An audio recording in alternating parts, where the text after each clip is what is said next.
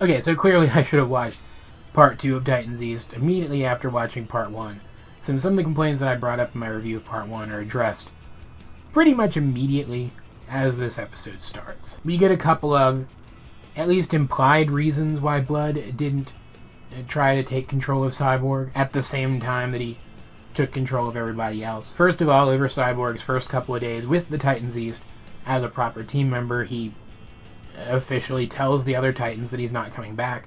Even gets into an argument with Robin that I'll talk about again in a second. And Blood does mention over comm to the other Titans East members, the ones that he is in control of, that he's just not ready to take Cyborg under his control yet, making it clear that he does have some plan to do so, and that he's just keeping the Titans East guys around Cyborg, keeping him complacent until he's ready to put his plan into action. And I'm betting he even let Cyborg stay himself for a little while in there, so he would tell the Titans he's not coming back, so that when he didn't come back it wouldn't be suspicious, and so he wouldn't have to rely on getting control of Cyborg to force him to tell the other Titans not to come look for it. We learn after the other Titans East members turn on Cyborg and do, after a time, overwhelm him and capture him, and Blood confronts him, outfitted with Cyborg's cybernetics, which have enhanced him physically and mentally, that even though he knows Cyborg's mechanical specifications, there seems to be something in there that he hasn't identified yet, which allows Cyborg to evade his control. And so his plan is to deactivate Cyborg, take him apart, and try to identify what that piece is. Or maybe not even deactivate him first, and just take him apart as is. I mean, that seems like a Brother Bloodish kind of thing to do. But when a signal that Cyborg tried to send to the original team for help gets through, despite the fact that Blood thought that he was blocking it, the other Titans rush into the Titans East Tower to save Cyborg. We had gotten a scene with them back at the original Titans Tower a little earlier in the episode, where it becomes very clear that all of the really hurtful things that Robin said to Cyborg during that argument, because he was really mean to Cyborg during that argument, he only said them because he got emotional when Cyborg wouldn't come home. He's going to miss his friend, and he feels bad, so he was taking it out on Cyborg, making it seem like it was Cyborg attacking him personally, rather than Cyborg just wanting to come into his own. But it's very clear from the conversation that he had with the other Titans in that scene that he does understand why Cyborg would want this, and why he might even need this. So after he and the other Titans run Blood off, Blood, thinking that he's got them trapped in a walled-off room in Titans East Tower, Robin lets Cyborg take charge of the mission. He decides to trust that Cyborg won't let his emotions get the best of him, that he will make the right choices, and frankly, Cyborg knows his tech better than anyone else, and he knows Blood better than anyone else. This should be his mission. And this works so well here, because this is exactly what Cyborg wanted back in Wavelength, before he would have been ready to actually take charge. But here, because of the lessons that he learned in Wavelength, he is. And I know I harp on this a lot, but rather than Raven just teleporting them out of the room where they're being contained, they do use the justification that because Cyborg helped build Titans East Tower, or at least finish building it, that he would know how to get them out. And that makes sense. And there's a lot of clever stuff here. Cyborg really does take charge beautifully. He manages to use quirks in his own technology to make himself and the other Titans invisible to all of the Cyborg robots. And when it comes down to a fight between the Titans and the Titans East, who they narrowly save from being converted into cyborgs like Blood, with Blood meaning to convert them, and then if they show the same resistance to his mind control that Cyborg shows, dismantle them to try to determine which factor causes that, which is just super morbid. But as it comes down to a fight between the two teams, Cyborg, because he has worked with the Titans East and done combat drills with them over the few days that he's been there with them, is able to direct the other Titans as to how to fight them. This fight, though, does give Blood a chance to get in close and use his enhanced powers to teleport himself and Cyborg to the top of the tower. Now it's one-on-one, and Blood was already a pretty close match for Cyborg without all of the cybernetic enhancements. So with them, he just takes Cyborg apart. Literally.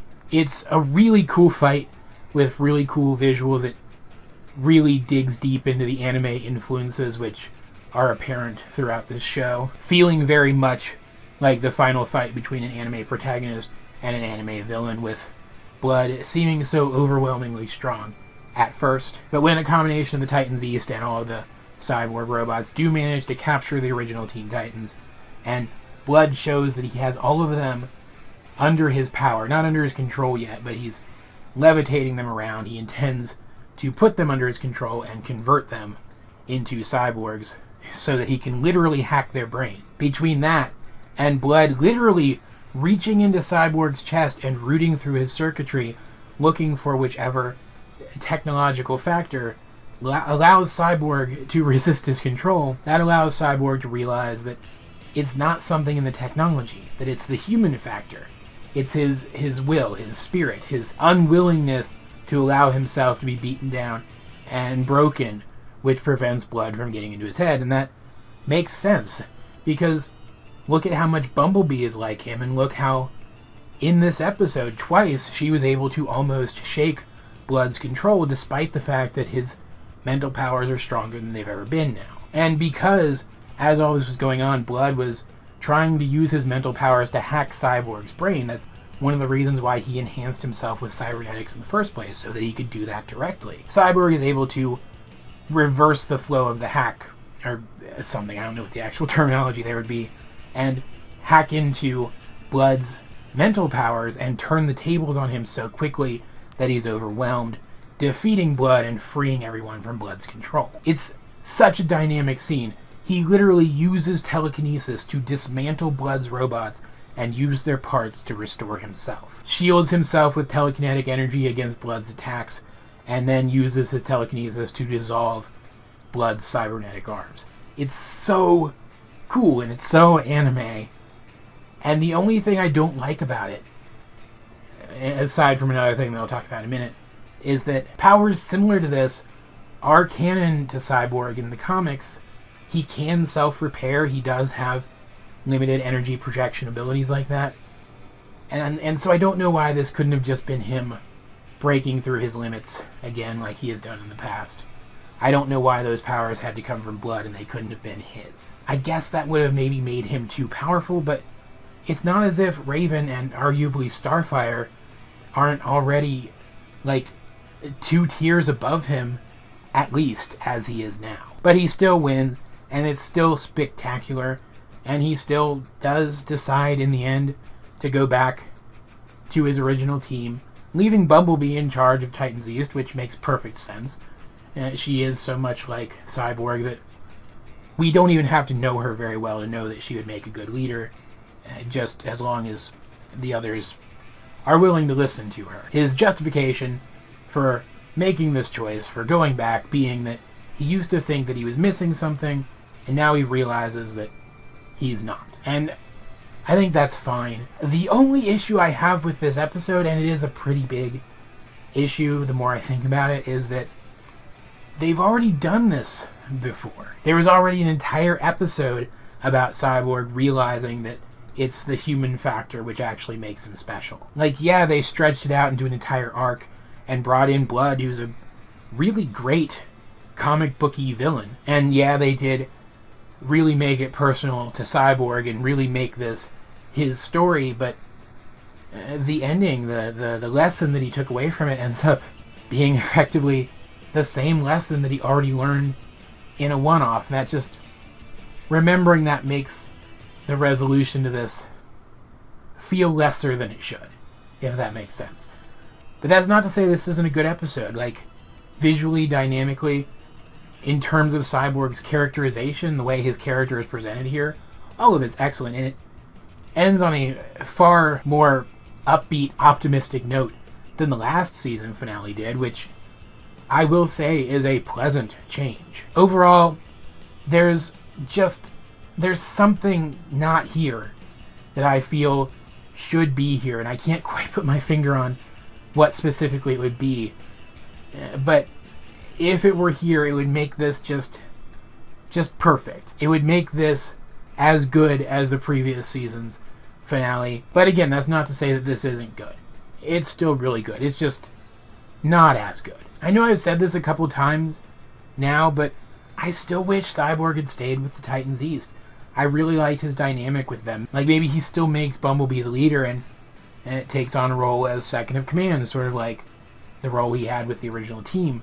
Like, I get that they tried to justify him going back by saying that there isn't something he still needs to complete himself or whatever, but that's not really a reason. He can still recognize that this fledgling team could use a veteran on their side and to help them to improve, to help them along as they're getting a feel for all of this. And so remain with them, seeing as how there's so much chemistry between him and them as a team, and do it for the right reasons now rather than the wrong reasons. I don't know, I think I just really would have enjoyed a major shakeup like that to the status quo. But this was never the kind of show that was actually going to give us that, so it's fine. Like, even when they brought Tara on as a member, they couldn't even really stand to have her in all that many episodes. So of course they're not going to shake up the status quo even more than that would have here. I guess if I had to sum up how I feel about this as a season finale, I think it's good. Really good, actually, in places. But not as good as it could have been, and definitely not as good as at least one of the previous season finales. It doesn't actually really disappoint me so much as I see potential for it to have been better even than it actually ended up being. Still, I really enjoyed revisiting this episode, and as per usual, I'd like to know, what did you guys think of Titans East Part 2? If you have seen it, let's get a discussion going in the comment section down below, or over on my Discord, link in the description. But either way, this has been AJ22, and I will talk to you guys later.